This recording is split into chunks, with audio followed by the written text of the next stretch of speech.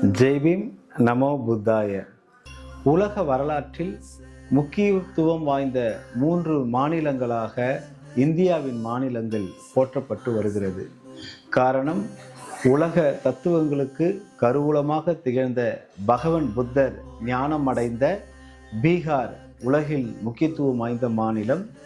பீகாரில் உள்ள கயா நகரத்தில்தான் பகவான் புத்தர் ஞானம் அடைந்தார். அதனால் அந்த கயா நகரம் புத்தகயா என்று போற்றப்பட்டு வருகிறது.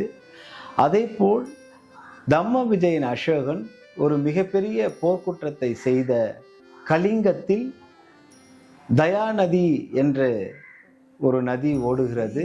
அந்த நதியில் இரத்த ஆறு ஓடியது என்று வரலாற்று அறிஞர்கள் கூறுகிறார்கள். அந்த இரத்த ஆறு ஓடியதை கண்கூடே பார்த்த தம்ம விஜயன் அசோகன், சாம்ராட் அசோகன் தன்னுடைய போர்க்குற்றத்தை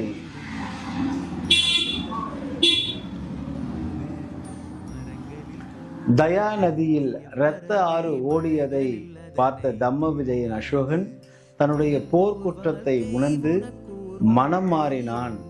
அந்த இடத்தில்தான் உபகுப்தர் என்ற பௌத்த அரவணடிகள் தம்ம விஜயன் அசோகனுக்கு பௌத்தத்தை போதித்து, நீ வெற்றி பெற்றாய் என்று பெருமிதம் கொள்கிறாய், ஆனால் அது உண்மையான வெற்றி அல்ல என்று நீ போய் போர்க்களத்தில் பார், எத்தனை உயிர்கள் இறந்திருக்கிறது என்று அறிவுறுத்தினார். அதை நேரடியாக பார்த்த அசோகன் மனம் மாறி சாம்ராட் அசோகன் தம்ம விஜயனாக மாறிய மாநிலம் கலிங்கா. கலிங்கா தான் இன்று ஒரிசா என்று அடையாளப்பட்டு வருகிறது. தம்ம விஜயன் அசோகருக்கு பிறகு இந்தியாவில் மிக முக்கியத்துவம் வாய்ந்த மாநிலமாக போற்றப்பட்டு வருவது மகாராஷ்டிரா மாநிலம். காரணம்,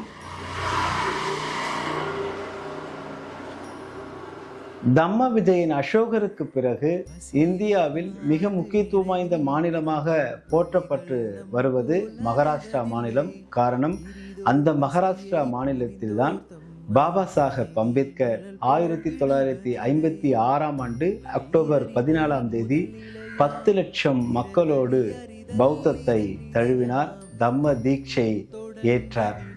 இந்த 3 மாநிலங்களும் வரலாற்றில் முக்கியத்துவம் வாய்ந்த மாநிலமாக போற்றப்பட்டு வருகிறது. இந்த மாநிலத்திலிருந்து தான் உலகத்தில் உள்ள அறக்கருத்துக்கள் எல்லாம் மிகப்பெரிய அளவில் பரப்பப்பட்டதற்கான அடிப்படை காரணம் இந்த 3 மாநிலங்கள் தான்.